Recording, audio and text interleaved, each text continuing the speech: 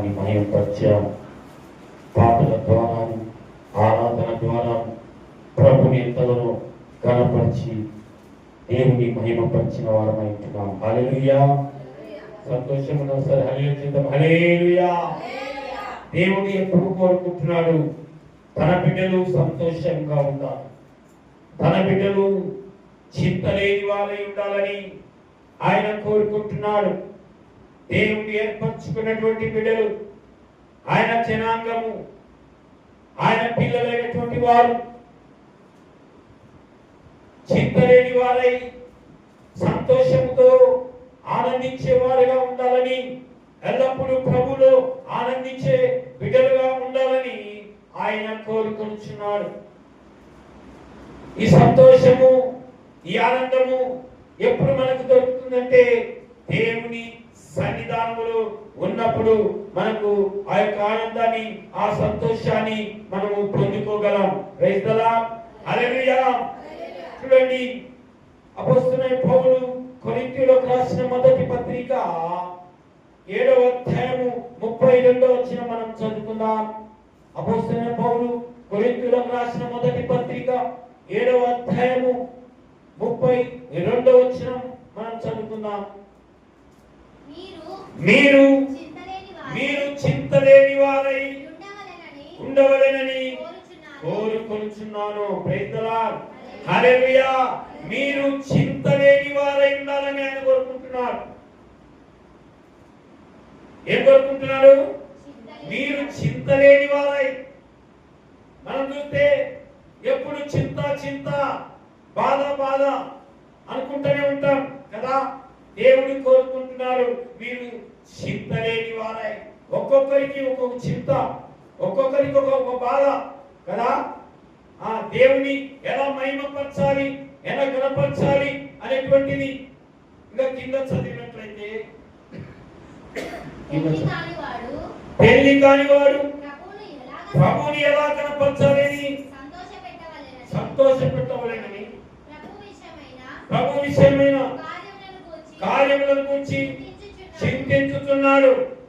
ఇంకా పెళ్లి అయిన వారు భార్యను ఎలా సంతోష పెట్టాలని, లోకమైన విషయ వాటిని కూర్చి చింతించుతున్నాడు. చూసారా, పెళ్ళైన వారు తన భార్యను ఎలా సంతోష పెట్టాలి, తన పిల్లలను ఎలా సంతోష పెట్టాలని చింత చేస్తూ ఉంటారు. పెళ్లి కాని వారు కదా దేవుని ఎలా ఘనపరచాలి, ఎలా మహిమపరచాలి అనేటువంటిది వారు చింత చేస్తూ ఉంటారు. నా ప్రియమైన దేవుని బిడ్డలారా, ఇదిగో నీ చింత యావత్తు నా మీద వేయంటున్నాడు ప్రభు. అదే ఫిలిప్పీయులకు రాసిన పత్రిక 4వ అధ్యాయము 6-7 చదువుతున్నట్లయితే చూద్దాం. చదివినట్లయితే, దేనిని గూర్చియు చింతపడకు గాని ప్రతి విషయంలో ప్రార్థన విజ్ఞాపముల చేత దేవునికి కృతజ్ఞతాస్తుతిపూర్వకముగా మీ విన్నపములను దేవునికి తెలియచేయండి. మీరు దేనిని గూర్చియు చింతపడకుడి. చూచుకొనివాడు ప్రభు, ఆయనే చూచుకుంటాడు కదా. దేనిని గురించి మీరు చింతపడతండి, ప్రార్థనలు చేయండి. ప్రార్థన విజ్ఞాపనల ద్వారా ప్రభుకు తెలియపరచాలి. పిల్లల విషయంలో, భార్యల విషయంలో, వారి వివాహ విషయంలో వారు అదే చింత చేస్తుంటారు. కానీ ప్రభు సన్నిధానానికి వస్తే ప్రభు మీ చింతను తీసివేస్తారనేటువంటి నమ్మకము, విశ్వాసము మీలో లేదు. ఎప్పుడైతే ఆ విశ్వాసము కలిగి దేవుని సన్నిధానానికి వచ్చి మీరు దేవునికి విజ్ఞాపన చేసినట్లయితే, దేవునికి మొరపెట్టినట్లయితే, ప్రార్థన ద్వారా దేవునికి తెలియపరిచినట్లయితే, దేవుడు మీ చింతలను తీసివేసేవాడుగా ఉంటున్నాడు. నీ చింత యావత్తు నా మీద వేయుడి అంట. మనకదే చింత. కానీ దేవుని సన్నిధానానికి రావాలి, దేవుని ఆరాధించాలి, ప్రార్థించాలి అనేటువంటి ఆలోచన భావన మనలో లేదు. ఎప్పుడైతే నీవు ఆ యొక్క ఆలోచన నీవు చేస్తావో ప్రభుని చింతను తీసేవారుగా ఉంటావు. నువ్వు ప్రార్థన చేయాలి. నువ్వు చింత చేస్తే నీకు ప్రయోజనం లేదు. దిగులు చేస్తే నీకు ప్రయోజనం లేదు. కానీ దేవుని యొక్క విచారణ చేయాలి. దేవుని అడగాలి. దేవుని అడిగినట్లయితే దేవుని చింత యావత్తును తీసే వారిగా ఉంటారు. చింత లేని వారుగా మీరు ఉండాలని నేను కోరుకుంటున్నాను. ఎంత ప్రేమ, ఎంత దయ కదా మీ పట్ల, మనందరి పట్ల, ఆయన బిడ్డల పట్ల ప్రభువుకున్నటువంటి ప్రేమ చూడండి. దేనిని గురించి చింతపడకండి. నేను చింత పడుట నాకేమాత్రం ఇష్టం లేదు కదా. దేవునికి మన మీద ఎంత ప్రేమ. అయితే దేవుని యొక్క పురానికి మనకు మనసు రాదు. మందిరానికి రావడానికి మనకు మనసు రాదు. దేవుని సన్నిధానానికి తొందరగా వెళ్ళి దేవుని ఆరాధించాలి, దేవుని మహిమపరచాలనేటువంటి ఆలోచన మనకు రాదు. ఆ చింత చేయాలి. దేవుని మందిరానికి ఎప్పుడు వెళ్ళాలా? తొందరగా వెళ్ళాలి. దేవుని మహిమపరచాలి, దేవుని పాటలు పాడాలి, ఆరాధించాలి, దేవుని కనపరచాలనేటువంటి ఆలోచన మనలో రావాలి. ఆ చింత చేయం కదా. ఆ చింత చేస్తామా? మనం చేయం. కానీ అది లేదు, ఇది లేదు, ఏదో ఒకటి లేదని మనం నింద వేసి దేవుని సన్నిధానికి ఏం చేస్తాం? ఆలస్యంగా వస్తాం. దేవుని సన్నిధానికి ఆలస్యంగా వస్తాం. అన్ని చేసుకొని వస్తాం కదా. అన్ని చేసుకొని వస్తాం. కానీ ప్రభు పట్ల మనకు ఎంత ఆసక్తి ఉందో తెలిసిపోతుంది కదా. నా ప్రేమైన సహోదరి, సహోదరుడా, నీవు మెలకు కలిగి ఉండాలి. ప్రార్థన జీవితం కలిగి ఉండాలి. నీ చింత యావత్తు ఆయన తీసివేసేవారుగా ఉంటాడు. అయితే చింత యావత్తు అంటే నీవు పని చేయకుండా ఊరికి ఉంటే నీ సమస్య తీరదు. నువ్వు పని చేయాలి. పని చేసుకోవడానికి కావలసిన బలమును, శక్తిని దేవుడు అనుగ్రహించేవాడుగా ఉంటాడు. ఇంకా ఏం లే, దేవుడు చింత యావత్తు తీసివేస్తానన్నాడు. నేను ఇంటికాలని కూర్చుంటా అంటే నీ చింత తీరదు. పని చేయాలి. ముందే చెప్పాడు, మీరు కష్టించి పని చేయాలి, శ్రమతోచి పని చేయాలి అని ప్రభు మనకు ముందే చెప్పాడు. కనుక మనము పని చేయాలి. ఆ పని చేయడానికి కావలసిన ఆరోగ్యమును, బలమును, శక్తిని దేవుడు మనకు అనుగ్రహించేవాడు. ఆ బలము, శక్తిని అనుగ్రహించినప్పుడు ప్రభు సన్నిధానికి కూడా మనము తొందరగా వచ్చేవారంగా ఉండాలి. దేవుని సన్నిధానానికి ముందుగా వచ్చి ప్రభును ఆరాధించే వారంగా ఉండాలి. ప్రార్థన చేసే వారంగా ఉండాలి. అప్పుడే మనము దేవుడు మనల్ని ఆశీర్వదిస్తాడు. చింత లేని వారిగా చేస్తాడు. దేవుని పట్ల నీకు ప్రేమ లేకపోతే, దేవుని పట్ల నీకు ఆసక్తి లేకపోతే నీ చింత తీరదు, నీ సమస్య తీరదు. దేవుని పట్ల ఎప్పుడైతే నీవు ఆశ కలిగి ఉంటావో, ఎప్పుడైతే నీవు స్థిరమైన మంచి మనసు కలిగి దేవుని యొద్దకు వస్తావో, మంచి విశ్వాసం కలిగి ఉంటావో, అప్పుడే నీ పట్ల దేవుడు కార్యము జరిపిస్తాడు. హల్లెలూయా. చూడండి, లూకా రాసిన సువార్త 10వ అధ్యాయము 41వ వచనం. 41వ వచనం చూద్దాం.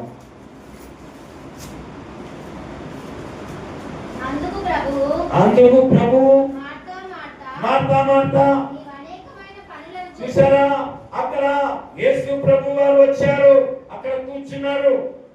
అయితే ఈ మరియనేమో చక్కగా యేసు ప్రభువుతో కూర్చొని చక్కగా ఆమె యొక్క ఆ యేసయ్య చెప్తున్నటువంటి మాటలు వింటున్నది. మార్త అయితే అనేకమైన పనులు, విస్తారమైన పనులు ఆమె పెట్టుకున్నది. ఏమంటా చదువుమా? మార్త అనేకమైన పనులను గూర్చి విచారము కలిగి తొందరపడుచున్నావు కదా. అనేకమైన పనులు చేసుకొని వచ్చామా ఇంట్లో?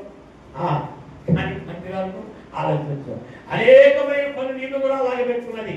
అనేకమైన పనులు పెట్టుకొని ఉన్నది. తొందరపడుచున్నావు, కానీ అవసరమైనది ఒకటే మరియా ఉత్తమమైన దానిని ఏర్పరచుకొనెను. మరియా ఉత్తమమైన దానిని ఏర్పరచుకొనెను. నీవు ఎప్పుడైనా పని చేసుకోవచ్చు, వెళ్ళైనా చేసుకోవచ్చు కదా, కానీ అయితే అది కాదు. నీలో ఒక తొందరగా చేసుకొని పోయి వచ్చిన వెంటనే మళ్ళా నాకు లేట్ అవుతుందేమో అని చెప్పేసి, మనకు లేట్ అవుతుందేమో అని చెప్పేసి మనం ఏం చేస్తాం, అన్ని చేసుకొని మందిరానికి వస్తాం. మరి అయితే అక్కడ వచ్చిన వెంటనే ఆయన ఎంత కూర్చొని చక్కగా ఆయన బోధన ఇస్తాం. ఈరోజు నీవు నేను కూడా చేయవలసినటువంటి పని ఏంటి? నీవు దేవుని సన్నిధానానికి నీవు రావాలి. ఆయన మాటలు వినేదానికి నీవు రావాలి, ఆశ కలిగి రావాలి. అప్పుడు నీ యొక్క చింత యావత్తు దేవుడు తీర్చేవాడై ఉంటున్నాడు. రైతలా హల్లెలూయా. కనుక నా ప్రియమైన దేవుని బిడ్డ, నీ చింత తీరాలంటే యేసయ్య యొద్దకు రావాలి. ఎన్ని పనులున్నా పక్కన పెట్టి నీవు దేవుని సన్నిధానానికి రావాలి, దేవుని యొద్దకు రావాలి. దేవుని మాటలు జీవము కలిగినటువంటివి కదా. నీ వాక్యమే నన్ను బ్రతికించెను కదా, నీ వాక్యమే నన్ను బ్రతికించెను. నీ వాక్యమే నన్ను బ్రతికించెను. ఈ వాక్యములో జీవం ఉన్నది. ఈ వాక్యంలో సమాధానం ఉన్నది. దేవుని మాటలో సమాధానం ఉన్నది. నీ చింత యావత్తు, నీ చింతలో బట్టి నీకు సమాధానం లేక నెమ్మది లేక ఉంటున్నాయేమో. అయితే ఆయన మాటలు సమాధానపరచటువంటి, ఆయన మాటలు నెమ్మదినిచ్చేటువంటివి. కనుక ఈ రాత్రి వేళ చావులో నా ప్రియ సహోదరి సహోదరుడా, నీవు దేనిని గురించి చింతిస్తున్నావు? దేని గురించి నువ్వు చింతపడుతున్నావు? దేని గురించి నువ్వు వ్యసన పడుతున్నావు? అయితే దేవుని యొద్దకు రా. ఆయన మాటలు నీకు సమాధానపరుస్తాయి. ఆయనతో సహవాసము చేసిన నీకు సమాధానం కలుగుతున్నది. కనుక ఈ రాత్రి నీవు దేవుని యొద్దకు వస్తున్నావు. దేవుని యొద్దకు వచ్చినట్లయితే నీవు సమాధానాన్ని పొందుకుంటావు. దేవుని యొద్దకు వచ్చినట్లయితే నీవు నెమ్మదిని పొందుకుంటావు. చూడండి, హిజ్కియా కూడా ఆయన ఆరోగ్య విషయంలో ఆయన చింత చేస్తా ఉన్నాడు. 2వ రాజుల గ్రంథం చూడండి, 2వ రాజుల గ్రంథం 20వ అధ్యాయము 5-6 వచనాలు మనం చదువుకుందాం. 2వ రాజుల గ్రంథం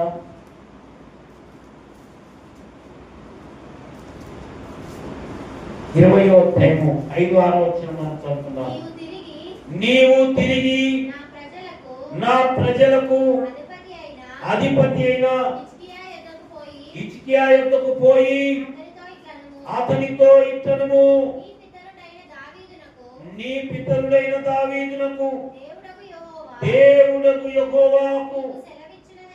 యెహోవా సెలవిచ్చినదేమనగా, నీవు కన్నీరు విడుచుతా సూచితిని, నీ ప్రార్థన నేను అంగీకరించి ఉన్నాను, నిన్ను బాగు చేసేదను. హిజ్కియాకు మరణకరమైనటువంటి రోగం వచ్చినప్పుడు ఆయన తన ప్రవక్త ద్వారా ఇదిగో వార్త వచ్చినప్పుడు నీవు చనిపోదువు, నీవన్నీ సిద్ధపరచుకో అని చెప్పినప్పుడు ఆయన గోడ తట్టు ముఖము తిప్పుకొని కన్నీటి ప్రార్థన చేశాడు. కన్నీటి ప్రార్థన చేసినప్పుడు ఆ కన్నీటి ప్రార్థన దేవుడు ఆలకించాడు. ఆలకించి తిరిగి ఆయన 15 సంవత్సరములు తిరిగి ఆయనకు ఆవిష్కరించినట్లుగా మనం చూస్తున్నాం. ఈరోజు నీవు ఏ వ్యాధితో నీవు బాధపడుతున్నావో నా వ్యాధి బాగా కాలేదనుకుంటున్నావేమో. అయితే ప్రభువుకు నీకు మొరపెట్టినప్పుడు నీ వ్యాధిని ఆయన బాగు చేసేవాడుగా ఉంటున్నాడు. హిజ్కియాకు తిరిగి 15 సంవత్సరములు ఆయుష్నిచ్చాడు. ఆయనకి హిజ్కియా ఇచ్చిన దేవుడు నీకు కూడా ఈరోజు ఇస్తాడు. అయితే నీవు నమ్మకము కలిగి దేవుని ఎదుట సరైనదిగా నీతిమంతుడిగా నీవు ఉన్నట్లయితే, ఆయన మార్గంలో చక్కగా నీవు నడిచినట్లయితే, ఆయన ఆజ్ఞలను పాటించినట్లయితే, ఆయన నిబంధనలను నీవు కైకొన్నట్లయితే తిరిగి నీకు మంచి ఆయుష్ని దేవుడు ఇస్తాడు, మంచి ఆరోగ్యాన్ని ఇస్తాడు. ఇదిగో ఆయన కన్నీటి ప్రార్థన దేవుడు ఆలోచించాడు. అయితే ఈరోజు నీవు అలాంటి కన్నీటి ప్రార్థన చేస్తున్నావా? అలాంటి కన్నీటి ప్రార్థన నీవు చేసినట్లయితే దేవుడు నీ ప్రార్థన కూడా ఆలకిస్తాడు, నీకు తిరిగి ఆవిష్కరిస్తాడు. ఒకవేళ వ్యాధి ఉంటే ఆ వ్యాధిని ఆయన బాగు చేసేవారుగా ఉంటాడు. కనుక ప్రార్థన కలిగి ఉండాలి, ప్రార్థన జీవితం కలిగి ఉండాలి. అడగండి అమ్మైనా అన్నం పెట్టదు. అయినా ప్రభు చూస్తున్నాడు, నా బిడ్డ నన్ను అడుగుతుందేమోనని ఆయన చూస్తున్నాడు. అయితే నీవు అడగలేకపోతున్నావు. ఎందుకు తెలుసునా? నీవు నీ యొక్క వ్యాధి వైపే చూస్తున్నావు, నీ సమస్య వైపే చూస్తున్నావు, కానీ దేవుని వైపు నువ్వు చూడడం లేదు. నీవు దేవుని వైపు చూసినట్లయితే ఈ సమస్య ఏమిటో ఆ సమస్యను ఆయన తీసివేయడానికి, ఒకవేళ వ్యాధి అయితే దానిని స్వస్థపరచడానికి ఆయన ఇష్టపడుతున్నాడు. ఈ విశ్వాసమే నిన్ను స్వస్థపరచని చెప్పారు. అయితే విశ్వాసం గల దానమై, విశ్వాసం గలవారమై నీవు ఉన్నట్లయితే దేవుడు నీ ప్రార్థన ఆలకించి, నువ్వు ప్రార్థన చేసినట్లయితే నీ ప్రార్థన ఆలకించి ఆయన నిన్ను స్వస్థపరచడానికి ఆయన ఇష్టపడుతున్నాడు. రాత్రి వేళ చామలో ఈ మాటలు వింటున్న నీవు దేవుని వైపు చూసినట్లయితే, ఆయన యొక్కకు నీవు వచ్చినట్లయితే, ఆయనకు నీవు మొర పెట్టినట్లయితే ఆయన నీ మొర ఆలకిస్తాడు. ఆయన నీ మొర ఆలకించి నీవు దేని గురించి చింత చేస్తున్నావో, దేని గురించి నువ్వు వ్యసన పడుతున్నావో, దేవుడు ఆ చింతను తీసివేయడానికి ఆయన నీ దగ్గరికి వచ్చాడు. యేసయ్య దగ్గరికి వస్తావా? ఆయనకు నీవు మొర పెట్టుకుంటావా? ఈ లోకంలో ఎవరికి మొర పెట్టినా, ఎవరి దగ్గర అడిగినా ఎవరు నిన్ను బాగు చేయలేడు. ఏ వ్యక్తి, ఏ మనుష్యుడు నిన్ను బాగు చేయలేడు. దేవుడు ఒక మాట అంటాడు కదా, మనుషులను నమ్ముట కంటే యెహోవాను ఆశ్రయించుట మంచిది. దేవుని ఆశ్రయించు. ఒకవేళ మనుషులు సహాయం చేస్తే అది కొద్ది రోజులు మాత్రమే ఉంటుంది. అయితే దేవుడు సహాయం చేస్తే నీకు నిరంతరము అది సహాయంగా ఉంటుంది. ప్రైజ్ ది లార్డ్, హల్లెలూయా. కనుక ఓ సహోదరి, సహోదరుడా, ఈ రాత్రి మాటలు వింటున్నటువంటి నీవు ఇకనైనా నీ చింత యావత్తు నా మీద వేయండి. నీ భారము యెహోవా మీద మోపుము, ఆయన నీ భారమును తీసుకొస్తాడు. ప్రైజ్ ది లార్డ్, హల్లెలూయా. కనుక ఈ మాటలు వింటున్న నీవు నీ హృదయమును దేవునికి అప్పగించినట్లయితే, నీ విశ్వాసము కలిగి ప్రభుని అడిగినట్లయితే ప్రభు నీ యొక్క సమస్యను ఆయన తీర్చడానికి ఆయన ఇష్టపడుతున్నాడు. అయితే ప్రభువుకు ప్రార్థన చేస్తావా? ప్రభువుకు మొర పెడతావా? ప్రభువుకు విజ్ఞాపన చేస్తావా? ప్రభువుకు విజ్ఞాపన చేసినట్లయితే, తండ్రి అని నీవు అడిగినట్లయితే, ప్రభు అని నీవు అడిగినట్లయితే, యేసు అని నీవు అడిగినట్లయితే, ఇదిగో ఆయన నీవు మొర పెట్టినట్లయితే ప్రభు నీ మొర ఆయన ఆలకిస్తాడు. నాకు మొర పెట్టుము, నేను నీకు ఉత్తరం ఇస్తానని చెప్తున్నాను దేవుడు. నాకు మొర పెట్టుము, నిజముగా మొర పెట్టు వారి మొర నేను ఆలకించెదను. ఎంత చక్కగా అలా ఎవరైనా అంటారా? ఎవరు కూడా దేవుడు నిన్ను ప్రేమిస్తున్నాడు కనుక, దేవుడు నిన్ను ప్రేమిస్తున్నాడు కనుకనే ఆయన నిన్ను అడుగుతున్నాడు. రాత్రి నీవు యేసయ్య దగ్గరికి వస్తావా? ఆయన మాటలు వింటావా? ఆయన దగ్గరికి వచ్చి నీవు ఆయనకు మొరపెట్టినట్లయితే, ఆయనకు ప్రార్థన చేసినట్లయితే ఆయన నీ ప్రార్థన ఆలకించి, అది వ్యాధి అయినా, రోగమైనా, ఏ సమస్య అయినా నీవు దాని నుంచి విడుదల చేయడానికి ఆయన ఇష్టపడుతున్నాడు. ఈ రాత్రి ప్రభుని మొదలుపెట్టు. ప్రభు నీ ప్రార్థన ఆలకించి నిన్ను బాగు చేస్తాడు. ప్రభు ఈ కొద్ది మాటలు తన వెనుకలో దీవించుగాక. ఆమేన్, ఆమేన్.